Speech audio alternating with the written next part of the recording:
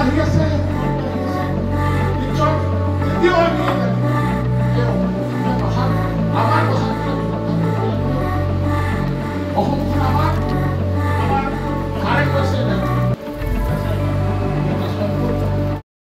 সংঘৰ্ষ ভৱিষ্যতে ঘটিব নোৱাৰে।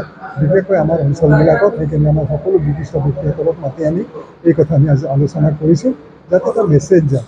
যিহেতু আমাৰ ইয়াত অসমত অসমীয়া হিন্দু মানুহখিনি আমাৰ অভিভাৱক, তেওঁলোকৰ জৰিয়তে আমি ইয়াত অসমত প্ৰথম অৱস্থাৰ পৰা তেওঁলোকে মৰম কৰি এই মানুহখিনিক স্থান দিছে আৰু তেওঁলোকৰ মৰমতে ইয়াত আছে। অসমৰ বেছিভাগ মানুহ কেতিয়াও সাম্প্ৰদায়িক নহয়। এই সংখ্যালঘু মুছলমান মানুহবিলাকক অসমীয়া হিন্দু মানুহে বহুত মৰম কৰি ইয়াত ৰাখিছে আৰু তেওঁলোকৰ এই ভিতৰত যাতে কোনো ভুল বুজাবুজি নহয়, তাৰ কাৰণে যাতে আমাৰ মানুহৰ পৰা কোনো উচতনিমূলক বা পৰিচালনামূলক যাতে কোনো কাম হাতত নলয়, তাৰ কাৰণে আমি এই ব্যৱস্থা ল'বৰ কাৰণে আমাৰ এই সচেতন ৰাইজখিনিক মাতি আনি তেওঁলোকৰ নিৰ্দিষ্ট অঞ্চলবিলাকত কাম কৰাৰ কাৰণে আমি এটা আবেদন লিখিছোঁ। কি ক'ব, কি মেছেজ দিব সমাজত? আমি বৰ্তমান অসমত এটা বাতাবৰণ এনেকুৱা সৃষ্টি হৈছে, কিছু ব্যক্তি আৰু সংগঠনে এটা সাম্প্ৰদায়িক সংঘৰ্ষ লগাব খুজিছে বুলি আমাৰ ধাৰণা হৈছে। তাত যাতে বিশেষকৈ সংখ্যালঘু মুছলমানসকলে যাতে কোনো ধৰণৰ উচতনিমূলক কথাত উত্তেজিত নহয়, কোনো কাম যাতে নকৰে, ধৈৰ্যৰে যাতে সকলো কামবিলাক সমাধান কৰে, তাৰ কাৰণে আমি তাৰ এটা পৰামৰ্শ ৰাইজক দিবৰ কাৰণে আজি এই সভাখন আমি আহ্বান কৰিছোঁ।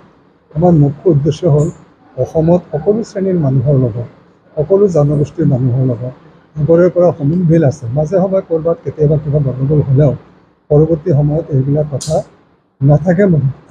বিশেষকৈ অসমীয়া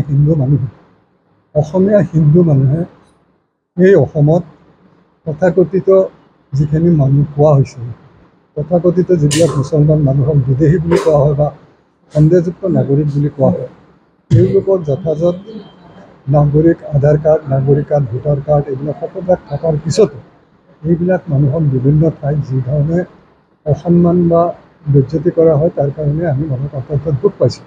আৰু এইবিলাক লৈ যাতে অসমত কোনো অশান্তিৰ সৃষ্টি নহয়, সেইকাৰণে আমি ইয়াত নাগৰিক মঞ্চৰ কিছুমান সচেতন ব্যক্তিসকলক লৈ এখন সভা আহ্বান কৰিছোঁ, যাতে কোনো অপ্ৰীতিকৰ ঘটনা ঘটিব নোৱাৰে। এই কথাটো মোটামুটি এইখিনি আমাৰ উদ্দেশ্য। ভৱিষ্যতে যাতে কোনো সকলো সমাজত যাতে শান্তি শৃংখলা বজাই থাকে, শান্তি শৃংখলা বজাই থাকে, তাৰ কাৰণে আমি এটা সম্প্ৰদায় ৰাইজক আমি এটা বাৰ্তা পঠিয়াবৰ কাৰণে এই সভাখন আহ্বান কৰিছোঁ। সামাজিক ব্যাধি যিবোৰ ব্যাধি আছে, এই ব্যাধিসমূহৰ বিৰুদ্ধে নাগৰিক মঞ্চ নিশ্চয় এইটো পৰৱৰ্তী সময়ত আজি সেই প্ৰথম সভা হয়,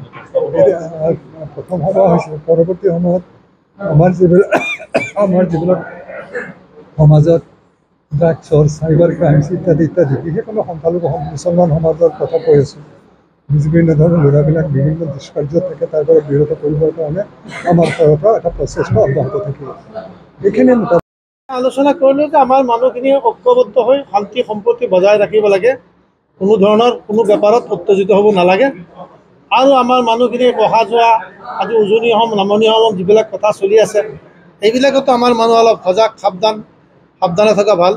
আৰু আমাৰ মানুহ কোনো অৱস্থাতেই যাতে উত্তেজিতৰ বশৱৰ্তী নহয়, সেইকাৰণে আমি এই মিটিংখন মাতি বিভিন্ন অঞ্চলৰ পৰা অলপ মানুহ মাতি আনি তেখেতসকলক এটা দায়িত্ব দিছোঁ যে প্ৰত্যেকৰ এলেকাত আপোনালোকে সৰু সুৰা মিটিং কৰি মানুহখিনিক বুজাই দিয়ক যে কোনো ধৰণৰ উত্তেজিত ভাষণ, উত্তেজিত বক্তব্য কোনো কমিউনিটিৰ বিৰুদ্ধে, আমাৰ বিৰুদ্ধে যদি কোনোবাই কয়, আমি যাতে কাৰো বিৰুদ্ধে কথা নকওঁ। সেইকাৰণে এই মিটিংখনৰ মূল উদ্দেশ্য হ'ল এইটোৱে।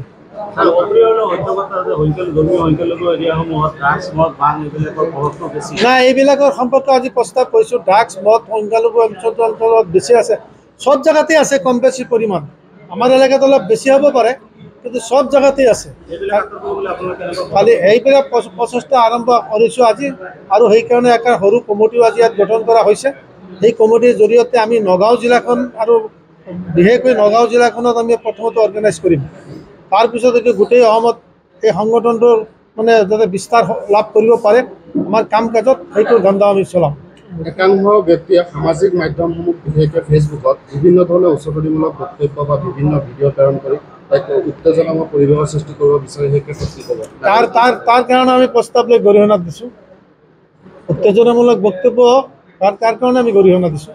মুখ্যমন্ত্ৰীগৰাকীও উত্তেজনামূলক না মুখ্যমন্ত্ৰী যিবিলাক বক্তব্য কৰি আছে সেইবিলাক তাৰ পলিটিকেল লাভৰ কাৰণে কৰিছে 2026 চনত কেনেকৈ আকৌ গভৰ্ণমেণ্ট কৰিব পাৰে তাৰ কাৰণে ধান্দা কৰি আছে গতিকে মুখ্যমন্ত্ৰীৰ বক্তব্যটো অসমীয়া মানুহ মানে হেৰি উত্তেজিত হোৱা নাই সঁচা কথা যিটো স্বাধীনতাৰ পিছত ভাৰতবৰ্ষত নাই পৃথিৱীত কোনো ষ্টেটৰ কোনো ৰাজ্যৰ মুখ্যমন্ত্ৰীয়ে এনেকুৱা বক্তব্যটো বিধানসভাত ৰাখা নাই কিন্তু আমাৰ দুৰ্ভাগ্য আমাৰ মুখ্যমন্ত্ৰীয়ে ৰাখি আছে গতিকে সেই সম্পৰ্কেও আমি হাউচত আলোচনা কৰিছোঁ আৰু তেখেতৰ বক্তব্যক আমি মানে হেৰি তীব্ৰ নিন্দাও জনাইছোঁ যে এজন মুখ্যমন্ত্ৰী তেনেকৈ বক্তব্য ৰাখিব নালাগে যে মিয়া দখল কৰিবই আৰে কোনে কৈছে মিয়া দখল কৰিব যাব মইতো কোৱা নাই কোনো মিয়া প্ৰতিনিধি কোৱা নাই ৰফিকুল ইছলামে কৈছে বিধানসভাত যে আমি ভাৰতীয় নাগৰিক হিচাপে এই ষ্টেট ডিষ্ট্ৰিক্টৰ পৰা সেই ডিষ্ট্ৰিক্টত যাব পাৰিম